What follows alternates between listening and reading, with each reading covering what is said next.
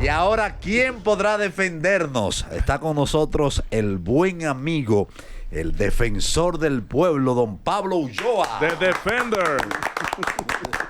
¿Cómo está usted, profesor? Bien, muchísimas gracias. Primero, buenas tardes a cada uno de ustedes. Y agradeciendo la oportunidad de estar acá.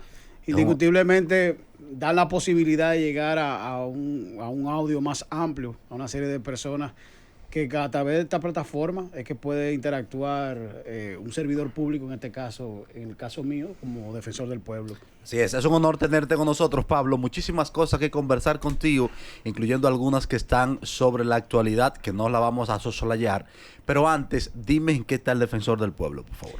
Mira, gracias a Dios, este miércoles nosotros retomamos una estrategia que el año pasado nos dio mucho éxito, que fue el recorrido a nivel nacional. El año pasado lo hicimos a nivel de provincias y este miércoles iniciamos con los municipios. Es una experiencia interesante para la institución porque estamos tratando de cubrir una deuda histórica del defensor del pueblo, y es que todo ciudadano y ciudadana dominicana tenga contacto con la institución. En este caso lo vamos a hacer con una modalidad distinta.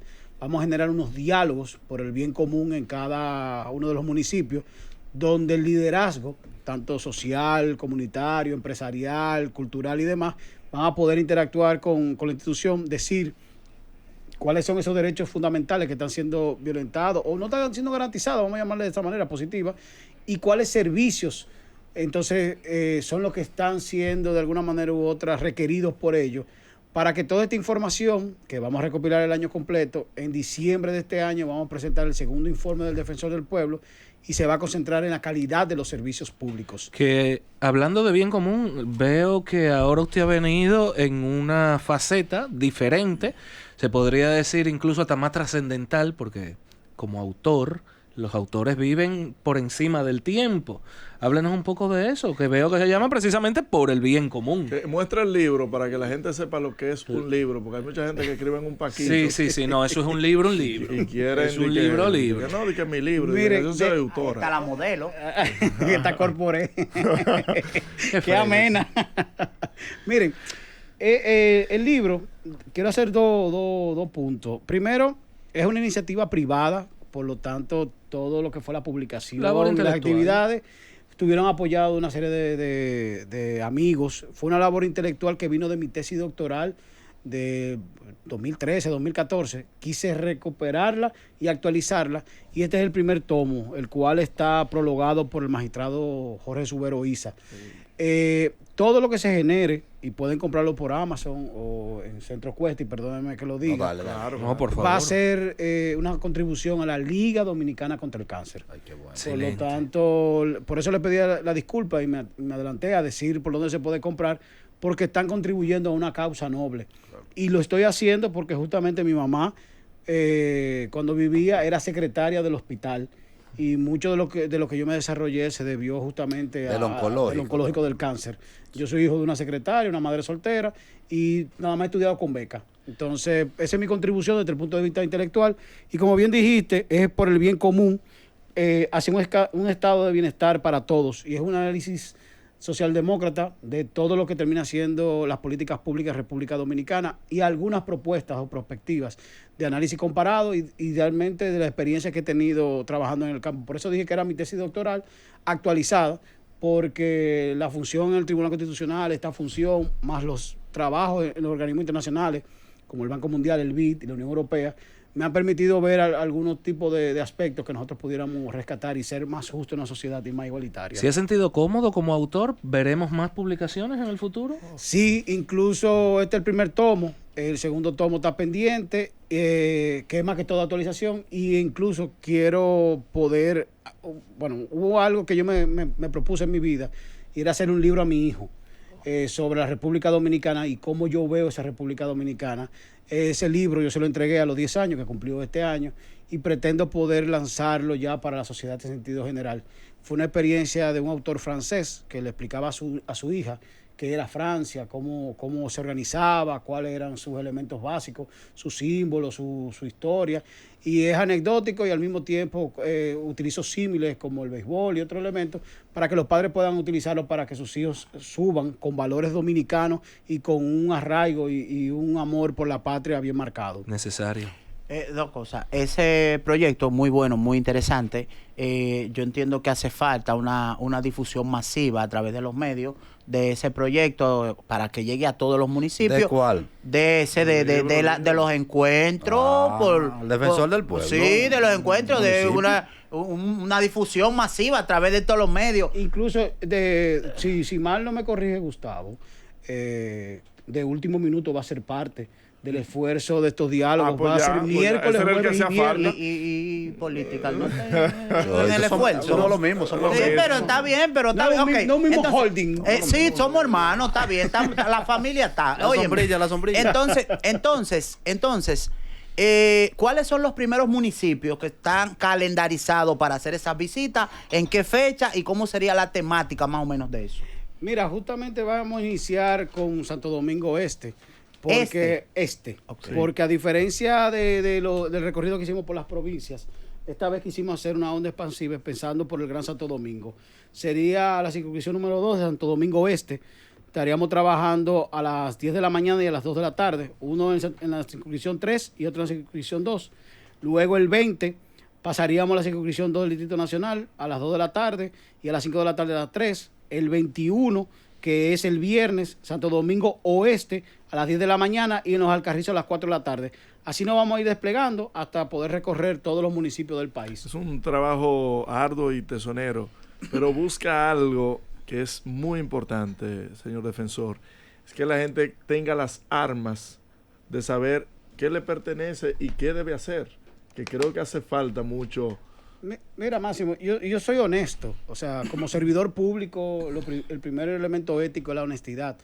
Existía una brecha, una deuda del defensor del pueblo con la sociedad dominicana. Y en esta gestión lo que hemos tratado es de acercar la institución al ciudadano, pero también construir ciudadanía responsable. Y eso implica darle las herramientas como tú planteas, desde el punto de vista de qué dice la Constitución y qué dice el ordenamiento jurídico desde el punto de vista del derecho administrativo, pero llano, para que el ciudadano sepa no solamente cuál es el rol de la alcaldía. Por eso firmamos con Fedodín y Fedomo esta semana, porque también son parte de un esfuerzo, pero al mismo tiempo cuál es el rol del defensor como fiscalizador. Porque normalmente entendemos que la fiscalización lo hace la Cámara de Cuentas con las cuentas gubernamentales, pero la fiscalización de la buena administración pública y la gestión gubernamental le corresponde al defensor del pueblo, y este proceso de empoderamiento ciudadano, pero al mismo tiempo de nosotros poder hacer las estructuras locales que nos garantice el flujo de información para nosotros poder actuar y poder trabajar y poder justificar a la sociedad dominicana, que es lo que se busca. Ahora bien, y eso está genial, pero usted destapó un avispero referente a algo que yo he venido defendiendo, que es el tema del seguro de desempleo.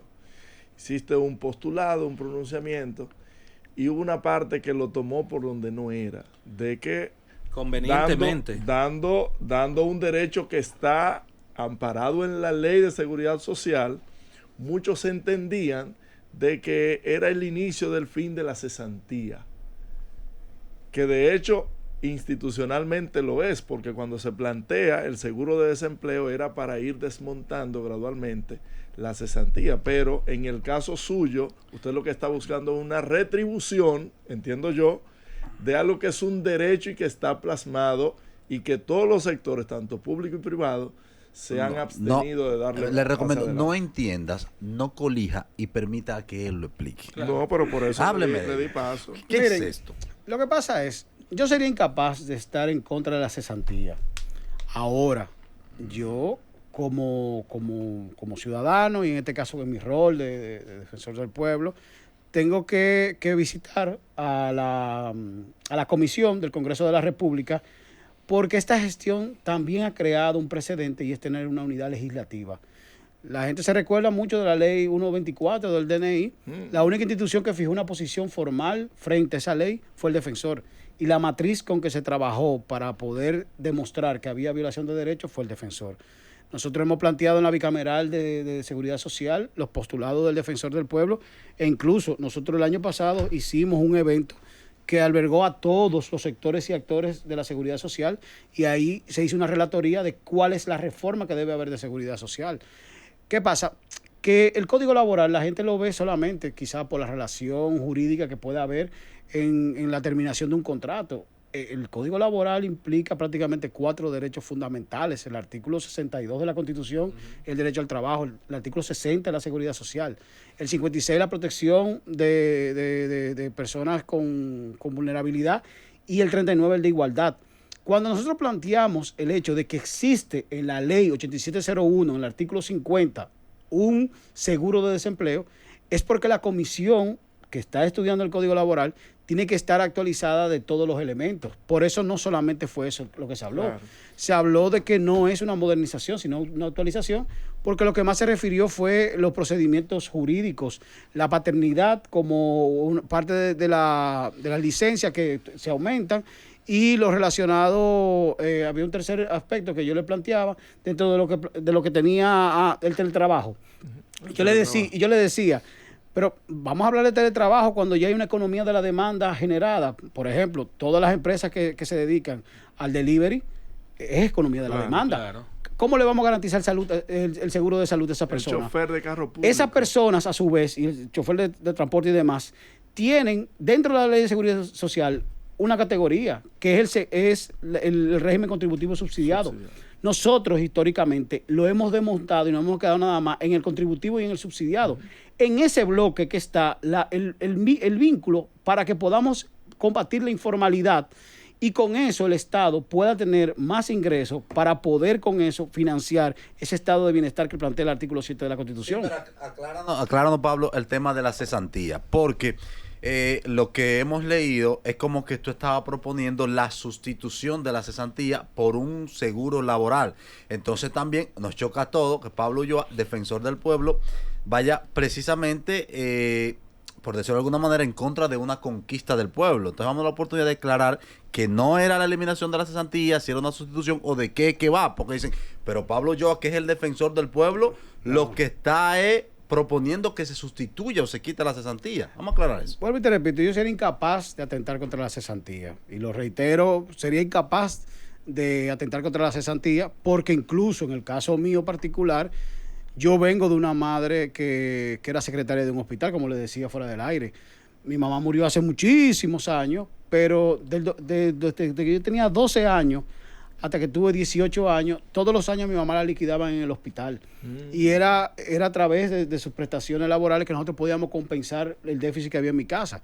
Mi mamá vendía paca de ropa, mi mamá alquilaba una habitación del apartamento y la comida que yo tenía al mediodía era del hospital, porque no teníamos. Esa cesantía, ese auxilio de cesantía o esa prestación es lo que permitía que anualmente mi mamá tuviera un excedente que pudiera cubrir mínimamente. Por lo tanto, pensar que yo voy a proponer eso es no conocerme. Ahora bien, yo tengo que hacer llamar la atención de que existe un artículo en una ley aprobada en el 2001 que justamente es la ley 8701, que es la de seguridad social. Si nosotros vamos a hacer una reforma del Código Laboral, tenemos que visualizar la reforma de la seguridad social porque van unidos. Una cosa con la otra termina siendo parte de ese Estado social y democrático de derecho que nos plantea nuestra Constitución en el artículo 7. Entonces, el defensor tiene que mirar más lejos. Por eso planteaba 4 derechos fundamentales. Pero en el proyecto del Código Laboral hay 4 artículos que tienen que ver con intermediación de empleo. A mí me tocó hacer la primera feria de empleo del país. Yo hice el Sistema Nacional de Intermediación de Empleo e hice la Bolsa Electrónica de Empleo. Hay 8 artículos que terminan trabajando la parte de formación para el empleo. A mí me tocó trabajar por la Unión Europea todo lo que era el componente técnico profesional, modificación del currículum, construcción de politécnico. Por lo tanto, es la razón por la que yo estoy planteando que esos 2 elementos, intermediación, formación para el empleo, sin el Sistema Nacional de Cualificaciones, que es el que permite a un chofer o a un plomero o a un ebanista presentarse a un examen y poder validar esas capacidades para poder tener un título y con ese título tener mejores ingresos, termina siendo ese concepto que nosotros necesitamos. Porque ¿cuál es el problema aquí? Aquí hay 16 salarios mínimos. Todos son salarios mínimos, pero la intersectorialidad no puede ser tan amplia porque eso distorsiona el mercado laboral. Pero por igual, la República Dominicana se ha caracterizado por tener salarios bajos. el mecanismo donde la gente puede combatir la pobreza de manera real es el salario. Nosotros no podemos estar promoviendo el clientelismo ni el existencialismo, pero para eso la gente necesita dignidad humana, como dice Amartya Sen. Tu capacidad de elección es sobre la base de tu economía. Sí. Y esa es la discusión del defensor del pueblo. ¿Cómo generamos más empleo, pero de calidad? Porque existen políticas públicas de empleo, política activa de empleo, pero en República Dominicana nos hemos quedado solamente con un aspecto particular del Código Laboral que termina siendo la judicialización. Veamos un elemento más prospectivo, y en el caso mío, yo lo que estoy planteando es la progresividad de los derechos, es darle más derecho a la gente, es más garantía, porque todos los dominicanos que viven en Estados Unidos inmediatamente pierden el trabajo, o sea, porque renuncien o lo voten, van al welfare. Sí. Al Social Security. El Social Security mensualmente le paga por 5, 6, hasta un año. En España te pagan 24 meses de salario. Entonces te permite formarte, que te intermedien, que te busquen empleo y poder rehacer tu vida. ¿Y hay los fondos para poder ejecutar eso? Justamente lo que decíamos, porque incluso no fue una propuesta para discusión pública. Fue dentro de la comisión, cuando yo hablé 1:30 o 2 horas con todos los senadores, surgió el tema. Ciertamente hay mecanismos como se pudiera fondear este aspecto, pero yo estoy consciente incluso que no es el momento histórico, porque los mercados internacionales están convulsos por el tema geopolítico, pero por igual nosotros estamos en un proceso de transición. Ahora, desde el punto de vista del derecho legislativo, yo estoy dejando en acta un elemento que a futuro pudiera ayudar en un proceso, porque en México se hicieron 7 reformas en el periodo de gobierno de López Obrador. Francia tiene 20 años en reforma. Ahora, no quiere decir eso que nosotros tenemos que desconocer el elemento histórico, porque al fin y al cabo esa ley 8701 termina siendo un elemento esencial para nosotros poder garantizar no solamente la salud y las pensiones en República Dominicana, sino otros aspectos. Mira, Pablo, me da mucho gusto que hoy estemos aquí hablando de justicia social. Precisamente se cumplen 50 años del asesinato de Orlando Martínez, quien muere en esencia por ser un luchador social de la República Dominicana y por buscar justicia social. ¿Qué tan amplia sigue siendo la deuda social de nuestro país, de nuestra sociedad, con los más, bajo tu punto de vista y bueno, como defensor del pueblo? Yo creo que una de las mayores deudas que tenemos como economía, y esa es la ventaja de hablar a título general, no particularizarlo desde el punto de vista político, sino que lo veo desde el punto de vista histórico, terminan siendo los salarios. Nuestra economía tiene que mejorar los salarios en sentido general para que al fin y al cabo las personas puedan elegir, porque ¿cuáles son las 5 políticas públicas desde el punto de vista socialdemócrata que impactan? Es educación, salud, vivienda, transporte y trabajo. Si nosotros no tenemos garantizados esos elementos, estamos cayendo en déficit. Incluso en el libro yo le dedico 3 capítulos prácticamente al tema del empleo, pero también la vivienda le dedico 2 capítulos, porque uno de los problemas más grandes de República Dominicana, y ustedes que tienen tanta sintonía en Estados Unidos, se darán cuenta que termina siendo también el tema de la vivienda. Por lo tanto, hasta que nosotros no entendamos que todas las políticas públicas están interconectadas y no son segmentos o asignaciones de particulares o proyectos individuales, sino que es un todo, ahí entra una frase que es: el todo es más que la suma de las partes. Justamente vamos a tener una República Dominicana más justa, y esa justicia social se demuestra con políticas públicas que sean justamente lo que queremos. Mira, yo estaba viendo la experiencia, a mí me invitó la OCDE a dar una conferencia en Francia, y aproveché y fui a Estonia. Estonia es el país número 1 del mundo en la prueba PISA, pero le dedica el 14%. Pero nada más tiene 2 presos menores de edad. Entonces, cuando tú ves una transformación del Estado en base a los servicios del ciudadano, tú entiendes que puede haber mayor calidad de vida. República Dominicana tiene que dar ese paso necesariamente. Ahora, Pablo, Jonathan.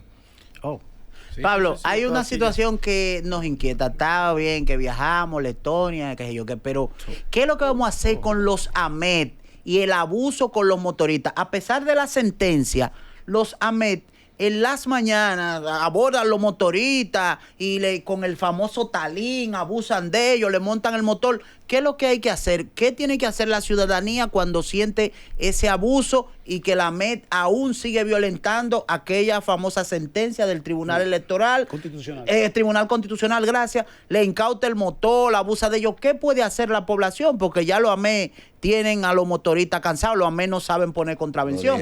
Ellos gracias, los DGC le montan el motor. Entonces, ¿a dónde? ¿En qué rango de actuación tiene el defensor del pueblo ahí? Mira, te lo agradezco y justamente no solamente fui víctima de la agresión, porque recuérdate que hice el proceso de fiscalización en el canódromo, llevamos la sentencia, prisión por 6 meses suspendida, que es un precedente en la República Dominicana, que un servidor público siga un proceso a un oficial superior y con ella todo el tinglado. Cayendo en tu pregunta, mira, nosotros hemos incidido justamente en todos los ciudadanos que han ido relacionados con el tema de la DGCET. E incluso el nivel de respuesta que tenemos de la DGCET para la solicitud y comunicaciones de parte de nosotros, tengo que reconocer que es bien efectiva. Pero no se queden que vayan al defensor del pueblo, porque si fueron al defensor del pueblo es que hubo una vulneración de derechos. Y lo que queremos es tener un régimen de convivencia más pacífico, menos agresivo. Sí. Yo creo que indiscutiblemente en sentido general, lo que es Policía Nacional tiene que abordar el uso y manual de fuerza. Ese uso y manual de fuerza, y yo lo hablaba en su momento con el Centro Perry, que pertenece al Departamento de Estado, para que le pudieran dar un apoyo a la Policía Nacional, porque fíjate que nuestros agentes no saben discriminar, en una parte de ellos, porque no puedo generalizar, discriminar lo que es el uso de la fuerza. Porque desde que ya tú pasas de la verbalización a la acción física y luego al uso de armas de fuego, hay 3 estamentos diferentes. Nosotros no podemos caer inmediatamente en la agresión, porque ahí se rompe el principio de la autoridad. Ya tú eres un igual que yo porque ni siquiera tú me abordaste de manera correcta. Ahora, nosotros como ciudadanos también tenemos que revisarnos, porque nosotros también tenemos una conducta en muchos de los casos, los cuales violenta, porque, por ejemplo, irte en rojo es una tentativa de asesinato para ti y para otra persona. Claro. El irte en vía contraria en un motor sin casco es tentativa de asesinato para la otra persona y para ti. Entonces, también como ciudadanos nosotros tenemos que revisarnos, porque no puede ser que teniendo el semáforo rojo nosotros nos vayamos. No puede ser que los motoristas no usen casco. No puede ser que los motoristas sean el cuco de cualquier conductor, porque, mira, yo llevo a mi hijo todos los días al colegio y a mí me sorprende que hay una vía que ellos han tomado como vía de desahogo, vía contraria. Pero hoy, llegando a la oficina, en la 27 de febrero se metieron 2 motoristas por el elevado. ¿Pero qué dice la ley? ¿Cuál es la sanción por esas infracciones? No, ahí yo te digo que cuando llegan al defensor del pueblo nosotros podemos actuar inmediatamente. Okay. Y por eso te decía que el aumento en la modulación del uso efectivo de la fuerza también rompe el principio de la jerarquía, o sea, el principio de jerarquía. Porque tú no puedes agarrar un motor por agarrarlo, porque hay una sentencia. Pero también el ciudadano tiene que andar con su casco, tiene que andar con sus papeles, tiene que andar con su seguro, porque si ese motor no tiene documentación, te pregunto, ¿cómo sabemos si es de esa persona? Y si es un motor robado, también hay que ponerse del otro lado. Y por eso yo digo que el equilibrio en este sentido. Ahora, como digo que hay ciudadanos que violentan la ley, así mismo hay agentes que violentan al ciudadano. Entonces, hay un tema también que nosotros como sociedad tenemos que revisar. Otro problema. Y la ley no lo plantea, y eso es un debate que vamos a tener a futuro. Cuando tú tienes un accidente bajo los efectos del alcohol, ¿es un accidente de tránsito o una tentativa de homicidio? Tú saliste a la calle borracho, claro, o con otro tipo de sustancia. ¿Y tú sabes que la ley lo prohíbe?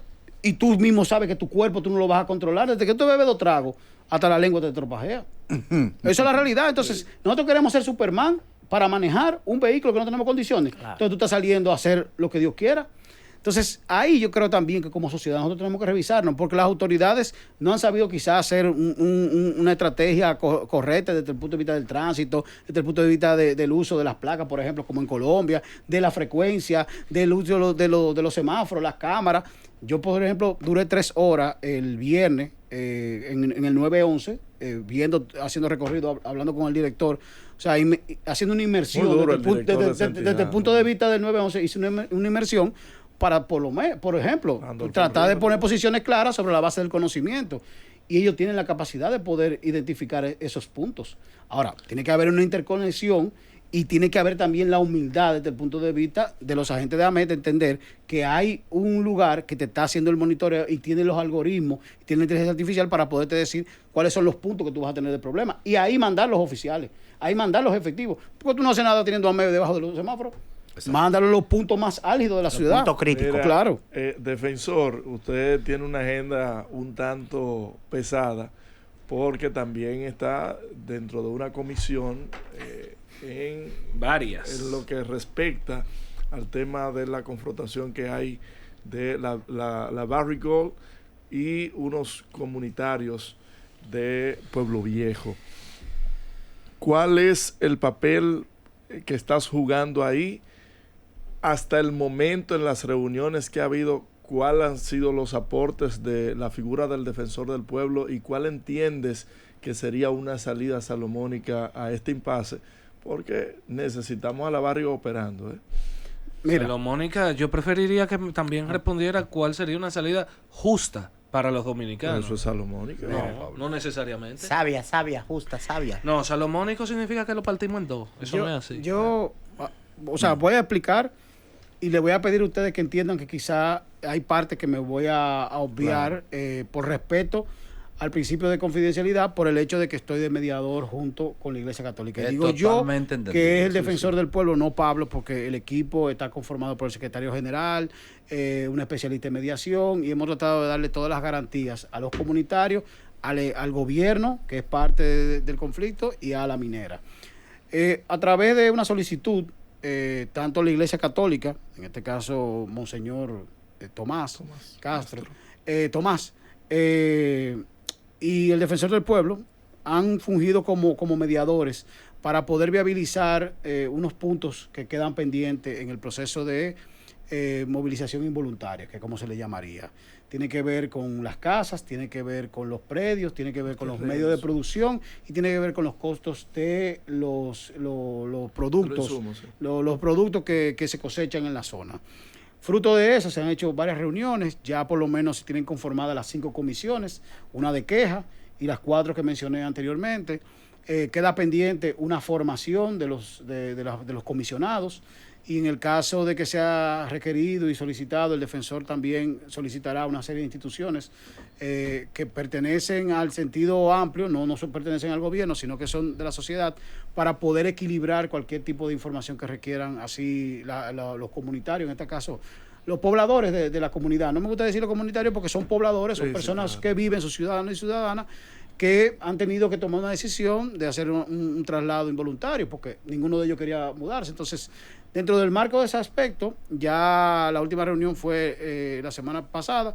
Esta próxima semana hay 2 reuniones, una con Dios mediante, y estamos tratando de ahí hacer una coordinación con el Banco Mundial y su órgano privado, que es de inversión, para el tema de la formación, y continuar entonces ya la comisión macro, iniciando con los trabajos de las comisiones, estas pequeñas comisiones que estoy diciendo, para ver si Dios mediante, no quiero poner un plazo, pero sí en breve plazo pudiéramos ya tener resultados de cada una de las comisiones, y ahí entrar en una discusión ya más a profundidad, porque ahora viene el tema técnico. Precio de referencia, valor del producto, referencia internacional, tasaciones. Entonces, ahí hay un trabajo que se tiene que hacer que es eminentemente técnico, y ya luego con eso la Comisión General va a tener los insumos necesarios para poder ya cerrar el tema relacionado. Si quedaron gente pendiente por reubicarse, si el censo abarcó a discapacitados. Te estoy poniendo 2 ejemplos concretos de cosas, para entonces ya poder tener ahí una vía franca de visualización. Se va a indemnizar a esos habitantes, ¿no? Sí. Y por eso pero bien indemnizado. Por eso la norma. La norma que se está utilizando es el IPF, que es el órgano de inversión privada del Banco Mundial, que fue el que se tomó como referencia y es parte de la auditoría que se tiene que hacer. Pablo, recientemente fuiste objeto de una demanda por uso indebido, fue lo que leí, de símbolos patrios. Háblanos de eso y en qué ha quedado. Mira, justamente hubo una fundación que solicitó que Pablo y yo le pagara 200 millones de pesos porque una camisa en un programa amigo, la camisa más cara del mundo, el de María Cela, yo participé y ellos vieron que no tenía el escudo. como yo siempre he dicho, un error lo comete cualquiera y yo soy el primero que lo aceptaría, y en ese ánimo siempre se hicieron los acercamientos, pero lo que quería la fundación era dinero.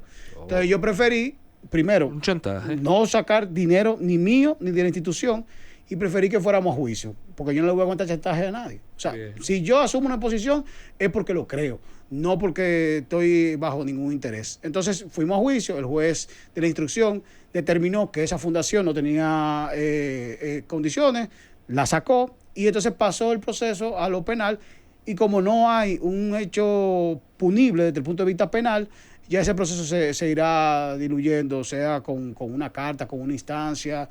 Como tal, el Ministerio Público no creo que le dé seguimiento, porque a todas luces quien sometió la querella ya fue excluido. Entonces ya sería que el Ministerio Público diga, mira, a mí no me interesa eso. Pero nada, yo estoy en la mejor disposición siempre de disculpas. Como tal, se le invitó a esa fundación a que fuera parte de la Ruta de los Derechos. Yo visité 32 provincias con la bandera dominicana, hice el recorrido por el centro, hice la bandera como parte del programa de trabajo de nosotros.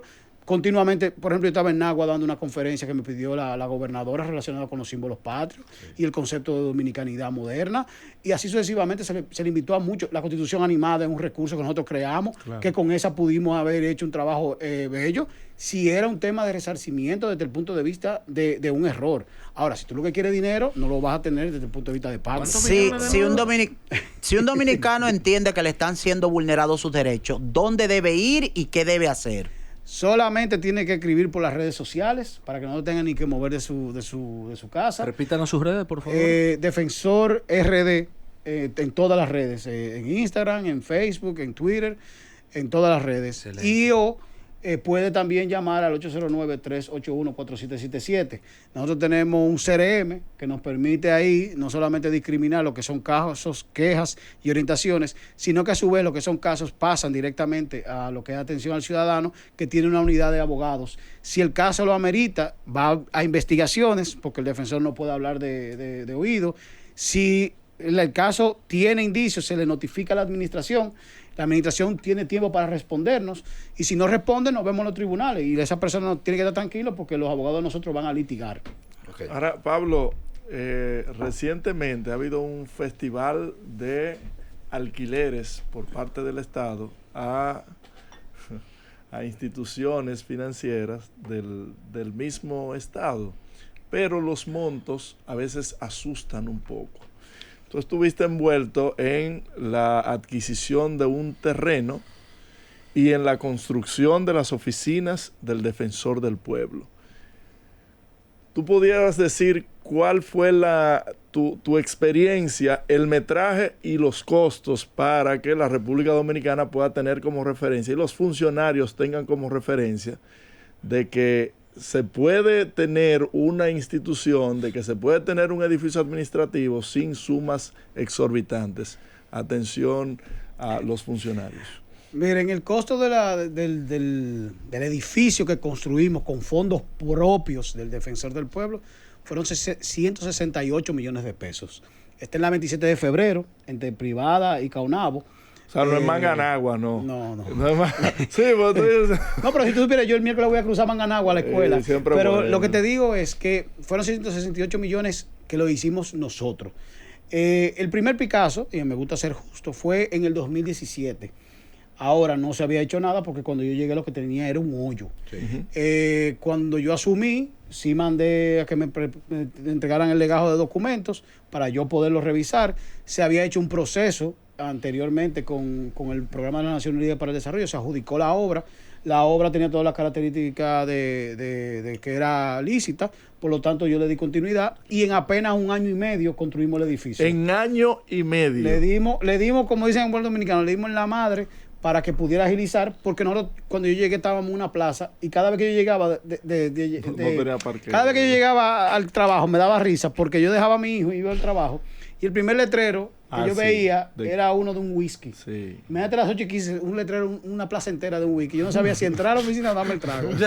Pablo, ya nos vamos, pero ¿en qué situación está el tema de las cárceles? ¿Ya tú sigues yendo a las cárceles o sigue yendo el defensor del pueblo a las cárceles? ¿Cuáles transformaciones, cuáles derechos, cuáles garantías se han podido conseguir a través de las visitas del defensor del pueblo a las penitenciarías? Mira, yo tuve una muy buena reunión con la actual procuradora. Hay un elemento esencial que es el reglamento de aplicación de la ley de cárceles que está pendiente y vamos a trabajar en conjunto porque ahí están las mayores garantías para los privados de libertad. Si continuamos las visitas y las inspecciones, sobre todo esa parte que es la que realmente genera las alertas. Por lo tanto, creo que ya lo que es salud es donde nosotros más nos estamos enfocando.